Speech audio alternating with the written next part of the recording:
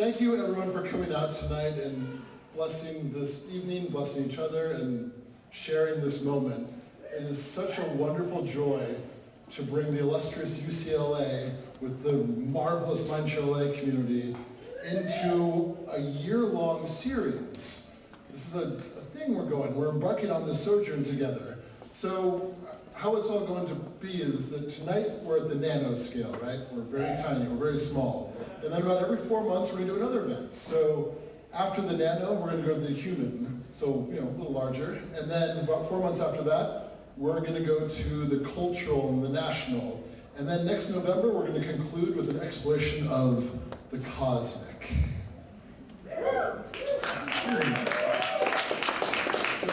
Again, thanks to UCLA, this has been the most wonderful joy, and I hope to see a lot of familiar faces as the year progresses. Thank you again for coming out. In conceiving this series, we thought of kind of this idea of boundaries and scale as a narrative vessel to move us all along, because every boundary can then be left off to. However, I see a great problem of our age being a conflict between bridges and boundaries. There are obviously social implications within this, but tonight I ask you to, as we listen to our world-renowned speakers, think of the bridges between the nano, the personal, the national, and ultimately the global. So, for example of such a thing, I want to discuss the gut biome. How many of you are familiar with the gut biome, what I'm talking about? Cool, all right. So for those who aren't initiated, although we're all initiated in the gut biome, basically from the moment of our births, we're colonized by microorganisms. And these are like millions and millions and millions of microorganisms. So much so that from a genetic point of view, so a gene, let's say you want to clone yourself, there are genes for a human. The genes we all have, if we were going to clone a Sarah or a Clarice, right? Vastly, vastly fewer than the genes of all the other organisms we carry within us.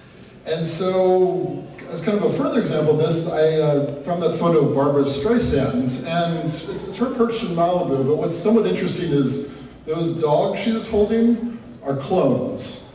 So Barbara lost her beloved dog Samantha in 2017 and had it cloned. And so just kind of give you this idea, because we're always sharing our microorganisms as well. Anytime you shake hands with someone, anytime you kiss, anytime you make love, you're swapping all of this. So just to really bring the point home, should you ever shake the hands of Barbara Streisand? It won't give you the power to sing like Barbara Streisand, but maybe, just maybe, you'll get a little bit of Samantha. And Samantha number one anyway.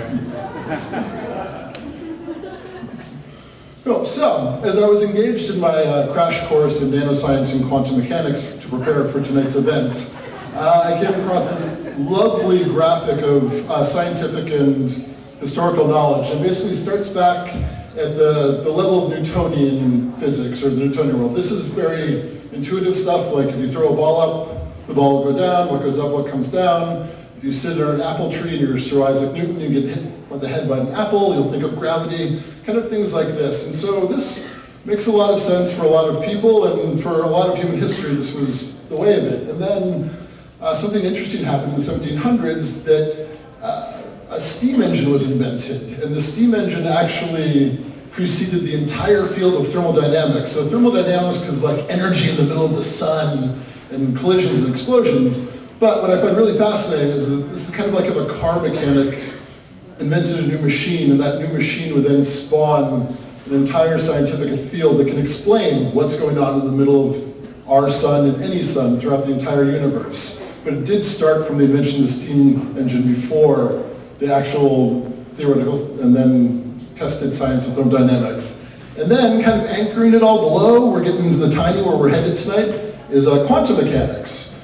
And quantum mechanics is very much not intuitive. Quantum mechanics is the realm of the statistics and probability and things like this. But not probability like you're probably familiar with it. So the most famous metaphor for quantum mechanics is something called Schrodinger's cat. So Schrodinger was a contemporary of Albert Einstein, and he devised this metaphor that there's a cat and it's in a box, and at all times it's either living or it's dead. At all times it is both living and dead until you open the box and look at the cat, and then it occupies one of those states. It's either alive or dead. That doesn't really make a lot of sense, but it speaks to kind of a profound point that our speakers and I are going to elucidate, that the act of observing at the quantum level changes what you're observing. And so it's a different trip, man. So as we're down in the quantum and the timing, I just want to give you a sense of how miraculously and impressively small everything is. So if you take a letter O from any book, and you then shrink down to the level of the nano, so you're not the O, you're at the nano, and you're looking at that O would appear to you to be approximately the size of the entire United States of America. But, as we're going to find out, it's the tiniest things amongst us that kind of defines and controls and explains almost everything. So, I want everyone to take a deep breath in with me,